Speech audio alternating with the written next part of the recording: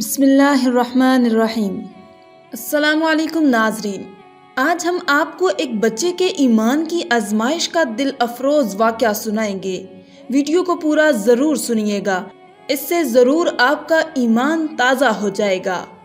ناظرین، پہلے زمانے میں ایک بادشاہ تھا، اس کے ہاں ایک جادوگر تھا۔ جب جادوگر بوڑھا ہوا تو اس نے بادشاہ سے کہا کہ میں اب بوڑھا ہو گیا ہوں اور میری موت کا وقت قریب آ رہا ہے، مجھے کوئی بچہ سونپ دو، میں اسے جادو سکھا دوں۔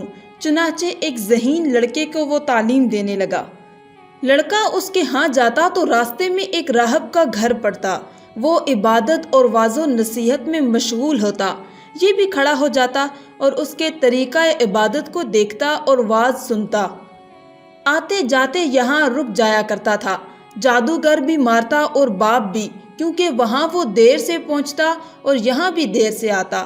ایک دن بچے نے راہب کے سامنے یہ شکایت پیش کی۔ راہب نے کہا، جب جادوگر تم سے پوچھے کہ کیوں دیر ہو گئی تو کہنا کہ گھر والوں نے روک لیا تھا، اور اگر گھر والے بگڑے تو کہنا جادوگر نے روک لیا تھا۔ یوں ہی ایک زمانہ گزر گیا کہ ایک طرف تو وہ جادو سیکھتا تھا اور دوسری طرف کلام اللہ اور اللہ کا دین سیکھتا تھا۔ اور ایک دن یہ دیکھتا ہے کہ راستے میں ایک زبردست ہیبت ناک سانپ پڑا ہے، جس نے لوگوں کی آمد و رفت بند کر رکھی ہے۔ ادھر والے ادھر اور ادھر والے ادھر ہیں اور سب لوگ ادھر ادھر پریشان کھڑے ہیں۔ اس نے اپنے دل میں سوچا کہ آج موقع ہے کہ میں امتحان لوں، راہب کا دین خدا کو پسند ہے یا جادوگر کا۔ اس نے ایک پتھر اٹھا کر اور یہ کہہ کر اس پر پھینکا کہ اے خدایا، اگر تیرے نزدیک راہب کا دین جادوگر کی تعلیم سے زیادہ محبوب ہے تو اس جانور کو اس پتھر سے ہلاک کر دے تاکہ لوگوں کو اس بلا سے نجات مل جائے۔ پتھر لگتے ہی وہ جانور ہلاک ہو گیا اور لوگوں کا آنا جانا شروع ہو گیا۔ اور پھر لڑکے نے جا کر راہب کو خبر دی۔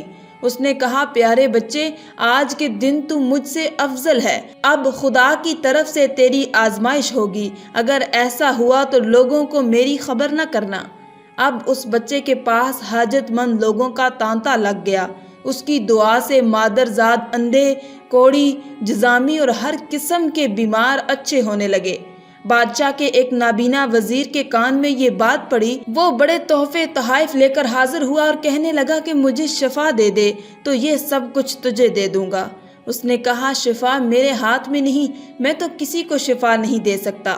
شفا دینے والا اللہ وحدہ لا شریک ہے، اگر تو اس پر ایمان لانے کا وعدہ کرے تو میں دعا کروں۔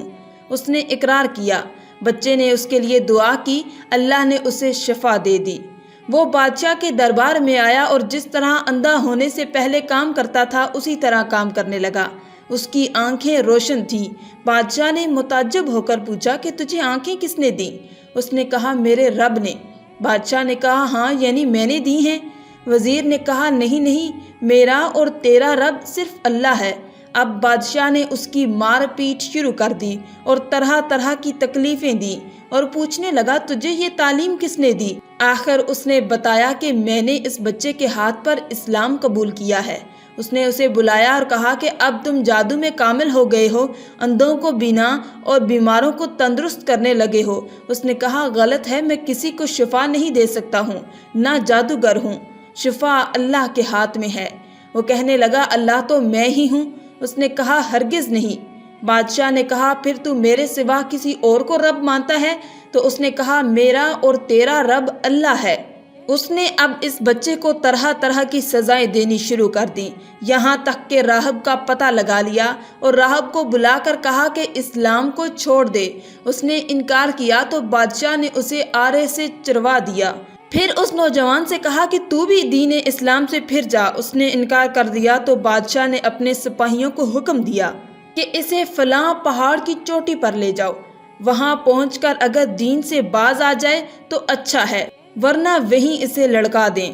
چنانچہ سپاہی اسے پہاڑ کی چوٹی پر لے گئے۔ جب اسے دھکا دینا چاہا تو اس نے اللہ سے دعا کی، اے خدا، جس طرح تو چاہے مجھے ان سے نجات دے۔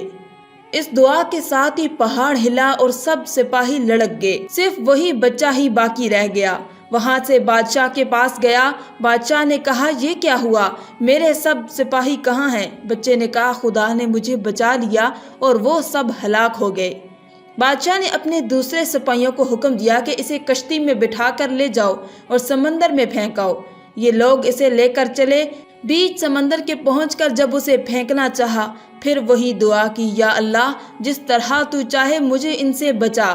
دعا کے ساتھ ہی موج اٹھی اور سارے کے سارے سپاہی سمندر میں ڈوب گئے، صرف وہی بچہ باقی رہا۔ پھر وہ بادشاہ کے پاس آیا اور کہنے لگا میرے رب نے مجھے بچا لیا ہے، اور اے بادشاہ تو چاہے کتنی تدبیریں بھی کر لے تو مجھے ہلاک نہیں کر سکتا جب تک میرا اللہ نہ چاہے۔ ہاں صرف ایک صورت ہے جس طرح میں کہوں، اگر تو اس طرح کرے تو میری جان نکل سکتی ہے۔ اس نے کہا وہ کیا ہے؟ اس بچے نے کہا تمام لوگوں کو ایک میدان میں اکٹھا کرو، پھر کھجور کے تنے پر مجھے سولی چڑھاؤ اور میرے تیر کو میری کمان پر چڑھا، اور اللہ کے نام سے جو اس بچے کا رب ہے پڑھ کر تیر میری طرف پھینک، وہ مجھے لگے گا اور میں مر جاؤں گا۔ بادشاہ نے یہی کیا۔ تیر بچے کی کنپٹی میں لگا، اس نے اپنا ہاتھ اس جگہ رکھ لیا اور راہ خدا میں شہید ہو گیا۔ اس کے ساتھ ہی چاروں طرف سے یہ آوازیں بلند ہونے لگیں، ہم اس بچے کے رب پر ایمان لائے۔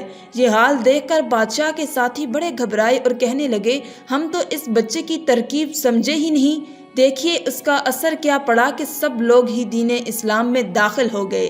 ہم نے تو اسے اس لیے قتل کیا تھا کہ کہیں اس کا مذہب پھیل نہ جائے، لیکن جو ڈر تھا سامنے آ ہی گیا اور سب مسلمان ہو گئے۔ بادشاہ نے کہا اچھا یہ کرو کہ تمام محلوں اور راستوں میں خندقیں کھدواؤ، ان میں لکڑیاں بھرو اور آگ لگا دو، جو اس دین سے پھر جائے چھوڑ دو اور دوسرے کو اس میں پھینک دو۔ مسلمانوں نے صبر و شکیب کے سہارے آگ میں جلنا منظور کیا اور اس میں کودنے لگے۔ البتہ ایک عورت جس کی گود میں دودھ پیتا چھوٹا سا بچہ تھا ذرا جھجکی تو اس بچے کو خدا نے بولنے کی طاقت دی۔ اس نے کہا اماں کیا کر رہی ہے؟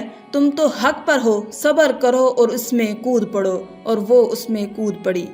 یہ شہادت کے الفت میں قدم رکھنا ہے، لوگ آسان سمجھتے ہیں مسلمان ہونا۔ آخر میں اللہ رب العزت سے دعا ہے کہ اللہ تعالی ہمیں دین اسلام پر چلنے کی توفیق عطا فرمائے، آمین یا رب العالمین۔ آج کی اس ویڈیو میں تھا بس اتنا ہی۔ مزید اسلامی ویڈیوز حاصل کرنے کے لیے اللہ کی شان چینل کو سبسکرائب کر دیں اور ساتھ میں موجود بیل کے آئیکن کو دبا کر آل پر کلک کر دیں۔ شکریہ۔